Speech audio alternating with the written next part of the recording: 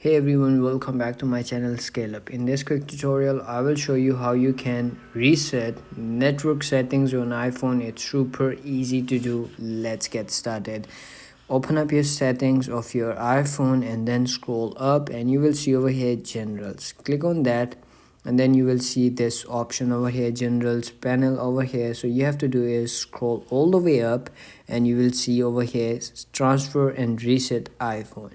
Click on that and then you will comes in this page and you have to do is click on reset and then you will see this multiple options over here. So you have to do is click on the second one to reset your network setting on your iPhone. Simply click on that and then it's going to be resetted all the Wi-Fi's and your mobile data also and your hotspot also, and that you are using network settings, they will be changed to original form, and that's how you can do it. If you found this video helpful, don't forget to like my video, subscribe my channel Scale Up, and also drop me a comment for more tips and tricks videos. Thanks for watching. See you in the next video. Have a nice day. Bye bye.